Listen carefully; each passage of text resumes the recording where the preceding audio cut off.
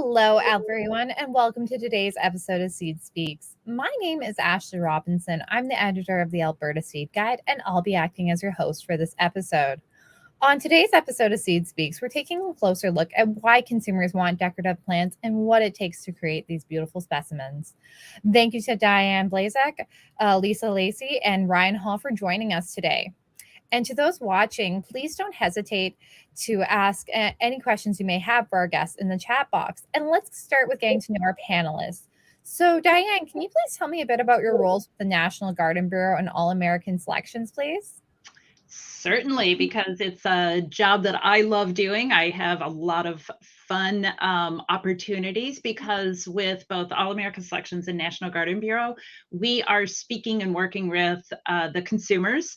So it's really fun to hear from the consumers what they like, what they want. And we do that by working with the companies like Lisa and Ryan's companies. So we're kind of the in-between between the breeder companies and the consumers.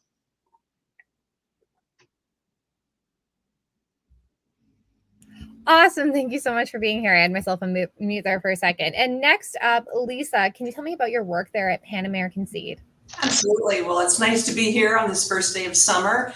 I'm part of the product development team at PanAmerican Seed. I'm the director of product development, and my team has a great position in the company, and then we get to work with breeders. We get to work with all facets of the industry and bringing new products to market. So annuals, perennials, really is a sweet spot for a lot of the work that we do. And I've been doing this over 25 years and I love it. I think as much as Diane loves what she's doing. So it's a pleasure to be here. Thanks so much. And that's a great point. It's the first day of summer. I didn't even think of that when I reached out to you guys for this episode. That it's just such a perfect summary episode to kick off the season. And of course, Ryan, can you tell me a bit more about your work at Syngenta Flowers? Yeah, so my name is Ryan Hall. I am head of our Americas business. So I'm responsible for all of our sales, both seed and vegetative flower varieties from Canada all the way down to the tip of South America.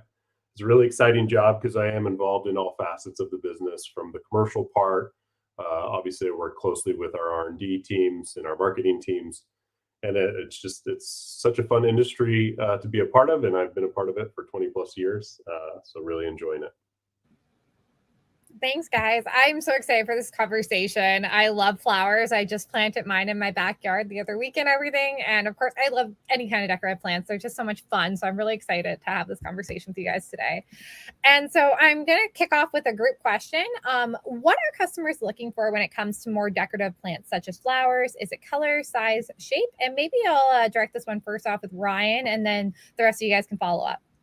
Sure. Yeah, no, I think, it doesn't change much. At the end of the day, I think we're still primarily an impulse-driven business. So high color, we always say color walks. So really, if it's impactful on the retail bench, that really drives sales. So quality at retail is hugely important. I think depending on the customer segment, some know exactly what they're looking for. If they have a specific landscape project, say they're out here where I'm at in the West, they may be focused on more drought tolerant or products that work within their regional climate. And then of course, across the country, every region has its unique twist that drives what consumers are purchasing. Often though, I think it's basically it's based on success they've had in the past, and can they replicate that this next year. So if they've had success with a variety or a type of plant, I think that definitely drives purchasing decisions, if they can recall it and the labels are right and whatnot. But of course, at the end of the day, it's really color what brings them joy. And if it looks good on the bench, usually it's walking out the door. I'm so happy to hear I'm not the only person that buys because the flowers are pretty. Lisa, would you like to add anything? I agree with Ryan. It's about color. It's about instant color. So I think all those things combined, whether it's something that's drought tolerant or likes water, the range of products is kind of a yes in terms of what customers are looking for, depending upon their need and their desire. So it's that instant impact that draws people in, and that's, at that moment, what they're looking for. Awesome. And Diane, what would you like to add anything? You're on mute right now, so. Yeah, I agree with everything that Lisa and Ryan just said about what the consumers are looking for. They also are looking for the new and unique. We have this whole new plants program with National Garden Bureau, and they really attach to the things that have unique colorations, unique veining, or a ruffly petal on the flower, and things on for perennials. They really like when we talk about how long the bloom time is, which of course is really good for the pollinators. So like Ryan was saying, it kind of depends on which region and which interest group you're talking to. But yeah, I would say it's still impulse, but it's color and it's uniqueness and whatever else it can do for not just them, but for their pollinator friends. I like that you mentioned pollinators because before we went live, we were sitting here talking about how it's National Pollinators Week. So I'm like, whoa, I'm hitting the jackpot with having decided to do this episode. And I think this one first, I'll direct it over to Lisa, and then maybe if Ryan wants to follow up. When breeding for flowers and other decorative plants, what considerations do you have to keep in mind? Is it growing region, access to sun, any of those kind of things? It's all of those things, because we're breeding products for the world. And so if we just take the North America footprint, we want to have products that are successful in a lot of different environmental conditions.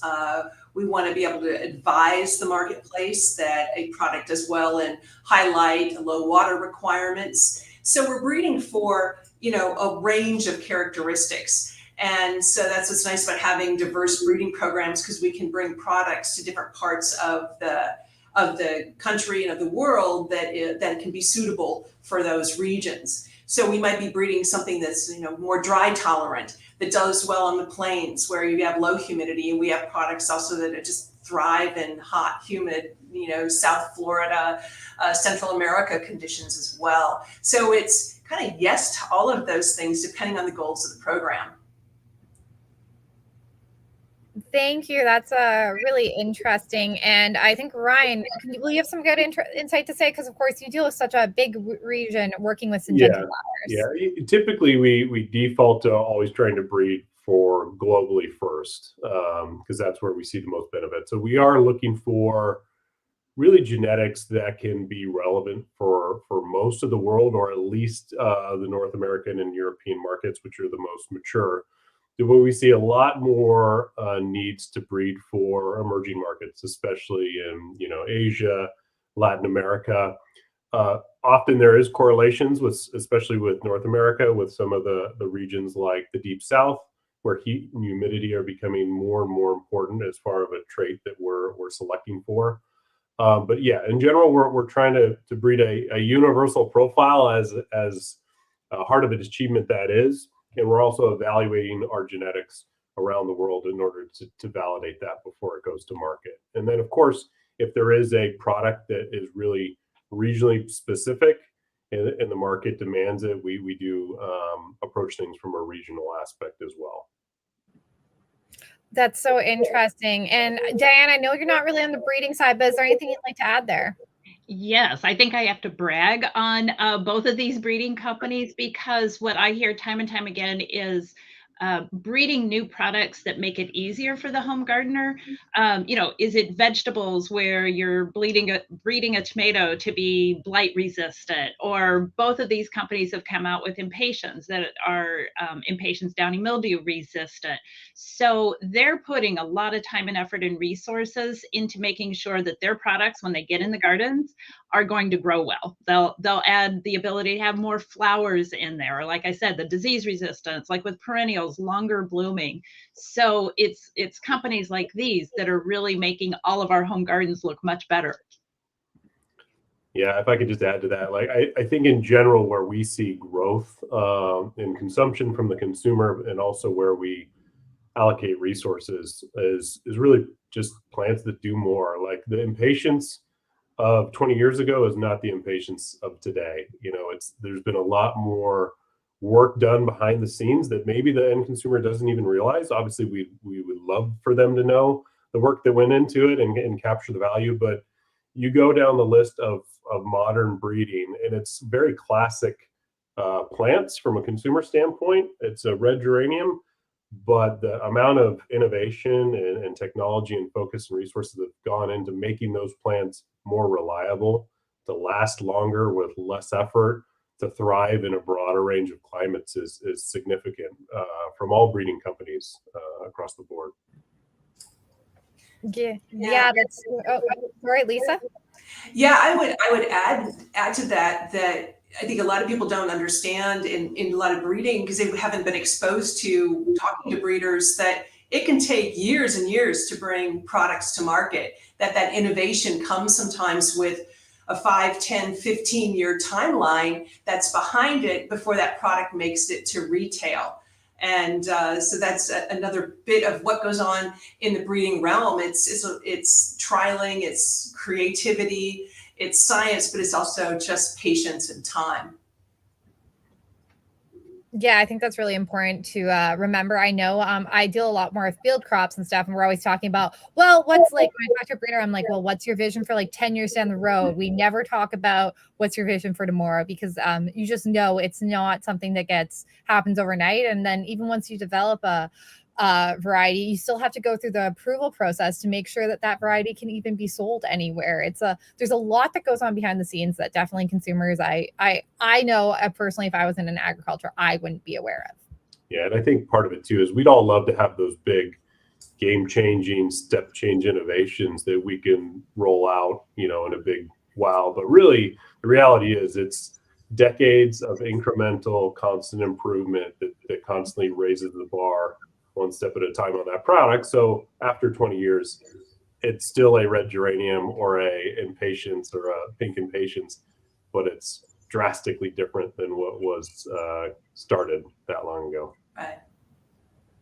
Yeah, definitely. And I think let's switch to talking a bit more about that disease aspect, because I really find that I work a lot too covering the potato industry. And I know we have to talk a lot about what hobby gardeners are doing and how that affects different diseases that can hop to commercial plants. So first off, I'll throw this question out to you, Ryan. What do you have to keep in mind when it comes to diseases for breeding? Yeah, I'd say the main thing is we always have to stay ahead of the disease. As we know, just like plants and people, like diseases evolve and they get more sophisticated to fight, to survive. So the main thing is we constantly have to, once we breed for resistance, you have to stay on top of it. You cannot basically say, I'm done. So we're constantly updating our protocols, capturing new strains of disease depending on what it is and what crop it's infecting, and making sure we're including that into our screens and protocols. So it's a race, and constantly trying to stay ahead of it. So we partner a lot with industry partners and university partners to help us with that path. And there's some kind of heavy hitters in the industry that we focus on. Obviously, downy mildew with impatiens, a huge focus both for us and PanAm and other breeders. Vinca is another classic one that has a lot of disease pressure that continues to grow. So constantly trying to stay ahead of that and make sure we have all the most up-to-date strains factored into our breeding process. Definitely. Thank you so much there. Lisa, is there anything you'd like to add? I agree with what Ryan's saying. It is about staying ahead of it, and also looking across other crops, like what other crops might be at risk.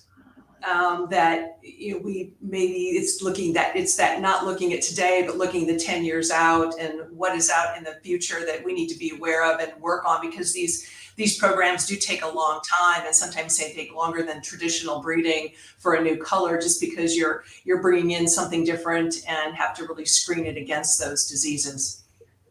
I would say we do have multiple tools in our toolbox. So one of those, a major tool, and obviously our preferred way, is to actually breed the resistance into genetics. When we don't have that option or there's not a clear path, then we have to just leverage best practices. So, most companies that have a vegetative business have very high standards and protocols and put a lot of resources into phytosanitary. So you're shipping clean material around the world, because as we know, shipping plant material around the world is complex. There's a heavy regulatory component. So you really need to be on top of your game when you're delivering products that do have a disease component factored in that you need to mitigate. Definitely. That's all, I think, a really good lead into my next question, which is talking about how it relates back to when we're looking at those field crop and commercial fruit growers. How do you guys work with them to make sure that you're, because of course there's some diseases that impact both flowers or other ornamental crops, and you're also dealing with a bit different kind of audience than say those commercial plant breeders are. So maybe Lisa, I'll put this one out to you first. So our breeding is focused in on, the ornamental and vegetable side, and we have we also work within the industry and university. We also have a really robust organization internally called Ball Helix, who have a lot of pathology and other teams that support the breeding programs. So a lot of our work is done internally, with also working with some partners outside of the Ball Corporation as well. Yeah, and I would say it's similar with us. So we have a lot of internal capabilities, and that's one nice advantage of a flower business being part of a greater ag business with a lot of technology and skills within the field crops and vegetable side of the business. We definitely leverage that cross-functional synergy, whatever you want to call it.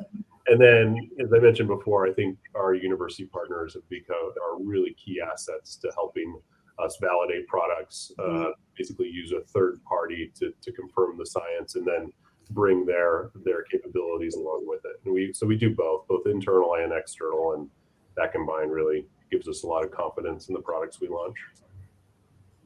Definitely. And I think I'm going to throw this question out to you first, Diane, because of course, you guys are doing a lot of work on the plant breeding side, Ryan and Lisa, to make sure that these diseases aren't going to hop to any other crops or anything. But of course, we still need to make sure that everyone's aware of those disease concerns. So Diane, how do you guys work to make sure people who are gardening for fun are aware of these risks?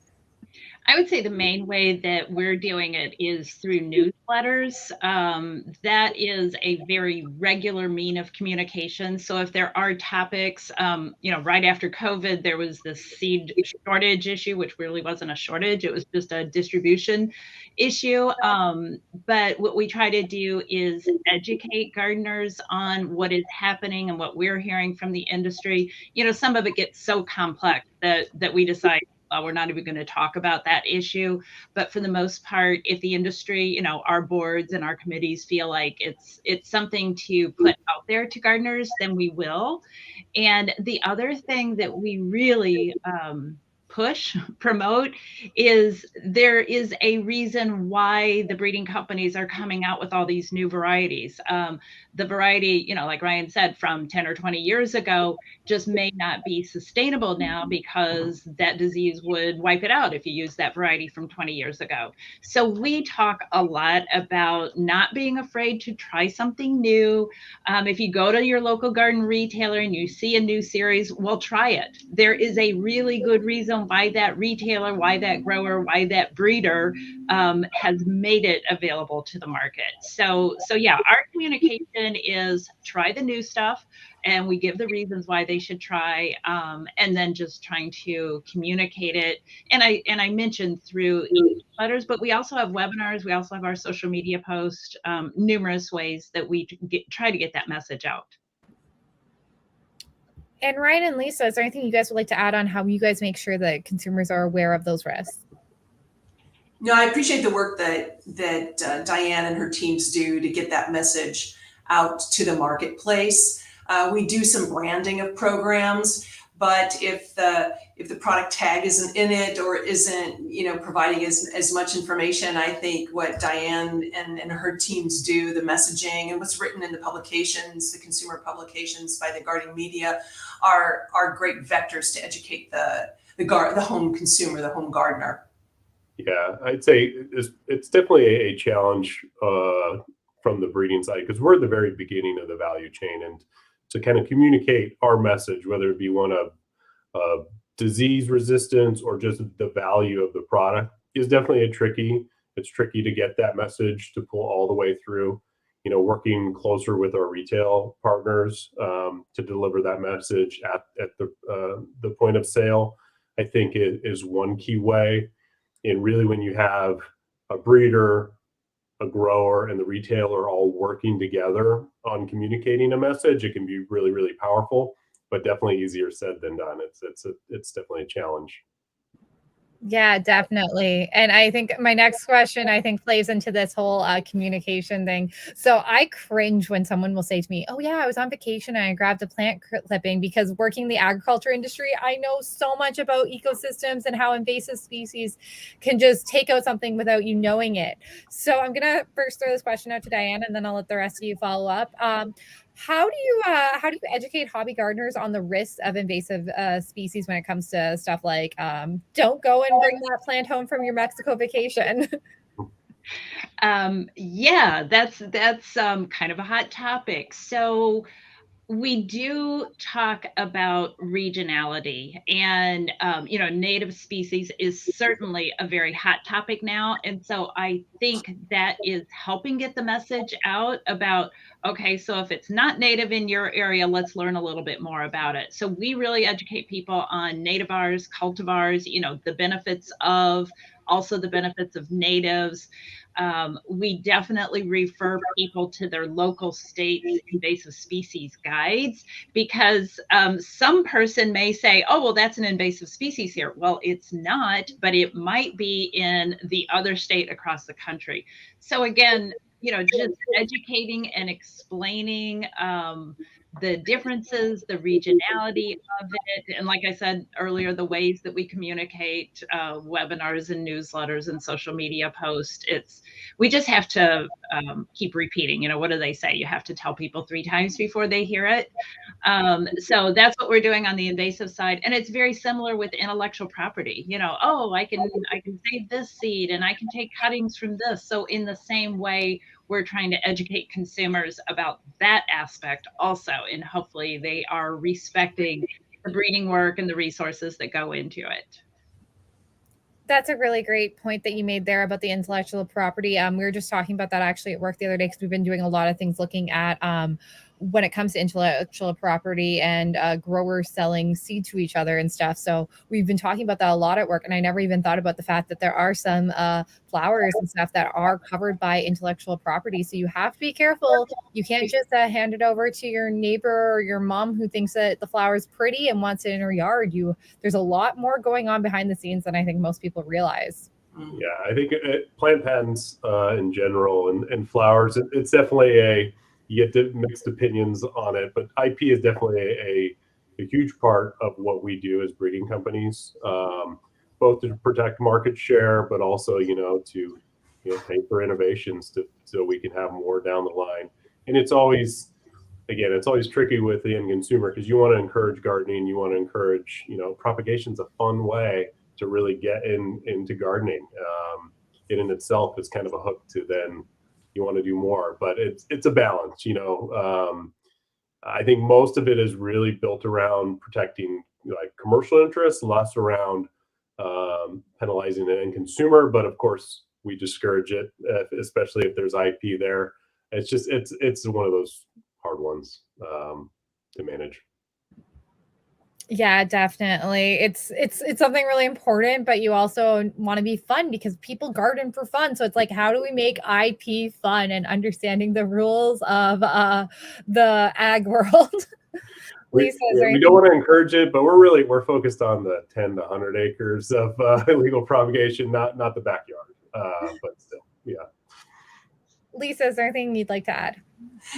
Well, I think, it is enticing if you're traveling and you want to bring something home, but there's a reason they have those signs at the airport, like internationally when you're coming back in, that they want you to declare things, or they have the dogs that are sniffing for plants or fruit or whatever. So, and, if anybody's interested, there's the USDA APHIS website that gives a lot of great information on the rules and why plant materials shouldn't be brought in from across borders. I would say there are definitely a lot of resources that are applied to this, both the IP, but also like whether it be invasiveness at all major breeding companies. Like we we take protocols, international protocols, very seriously on how and where we source our germplasm. So there's a lot of compliance that's followed there. When we want to deliver material into another country, we go through their process, their PRA or pest risk analysis process, which can be very time consuming and expensive. But the key is to do it right and to make sure that all the boxes are checked. So we're not inadvertently doing something that could cause harm at home or in other markets. Yeah, those are all some really good points. And I think for any of us working in the agriculture industry, we've all had that moment when we were on a work trip and we're at the airport and they ask you coming back in, have you visited any farms? And you have to sit there and explain your job because otherwise they're like, why are you going around visiting farms? Because of course, when we're looking at that invasive species and other things that can come around and being like, no, I understand all these things and this is what I'm doing to make sure that doesn't happen. So I think for us, it's preaching to the choir, but we really are talking about getting to that consumer. And we have time for one more question before we wrap up. And I'm going to switch to talking about the market side. So how has the market for decorative plants changed over the years? And what impact did the pandemic and now post-pandemic play into that? And I'll let Diane just start off with this one. Well, we all know that there was a huge surge in 2020, which was a wonderful thing. It was really good that so many people saw that being out in their gardens is good for them mentally and physically. So, of course, we had that huge surge. Nobody knew what would happen in 2021. And luckily, surprisingly, the market was really good in 21. Then it has started to level off. So I'm not going to say it is deeply declined because it hasn't. It is still up there and it has improved since about 2018, 2019. So overall, I think that has helped get more gardeners and they're interested. The whole houseplant craze has definitely made more people interested. Hopefully the houseplants translate to outdoor landscape, potted plants, whatever it is. So yeah, the pandemic definitely helped our industry and we're hoping that we can sustain at least a percentage of that going forward. Thank you. And Ryan and Lisa, are there anything you'd like to add there?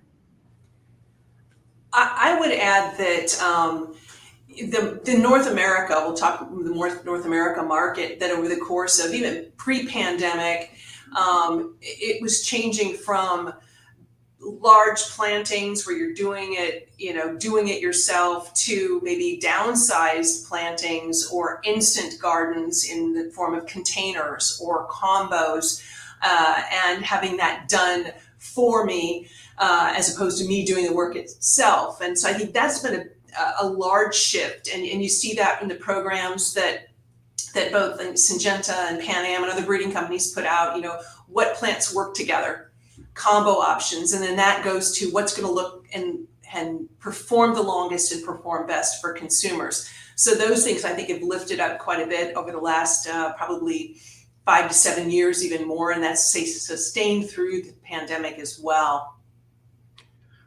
Yeah, from our end, I would agree with all of that. I think pre-pandemic, we were seeing, relatively consistent growth, and definitely a shift to more premium genetics. Generally, the pressure was on lower price point pack type items, and a shift to mixed combinations, more premium inputs.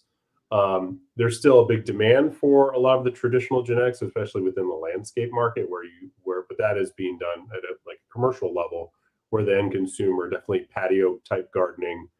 I think the pandemic definitely, we saw a surge in overall demand across all categories, and we saw some of these legacy categories like foliage really take off again with the new consumer. Foliage is kind of one of those. It's a gateway crop to gardening. So we do anticipate that will translate to a longer, a gardening customer that sticks around longer and tests more products. Coming out of the pandemic is definitely a bit of I would say a correction, not a major shift, but kind of coming back down to earth, as I like to say, on demand, but then anticipating that we'll be back to that pre-pandemic kind of more slow and steady organic growth, and still focusing on similar crop categories. Perennials continues to grow tremendously. And I think in general, crops that, again, kind of back to the beginning of our conversation, crops that just do more longer with less effort is really where we see a lot of the market shifting. And crops with very limited use or seasonality or shelf life are declining. Thank you. Unfortunately, this is all the time we have for today. I feel like we could go on for hours about this. I really enjoyed this conversation. So thank you so much to Diane, Lisa, and Ryan for being here. And I hope everyone that was listening really enjoyed it and learned a lot themselves. And if you missed any part of it, don't worry. We'll have it available on demand on Facebook, YouTube, and LinkedIn. And if you have any questions about this subject or ideas for future topics we should tackle, please send a message to Seed World's Facebook page or feel free to reach out to myself. And next week, for a final episode of this season where we're looking really at that consumer side of the seed world, we have Alex Martin she has some guests on to chat about sustainability and how it relates to consumers. So thanks so much for watching today and have a great rest of your day.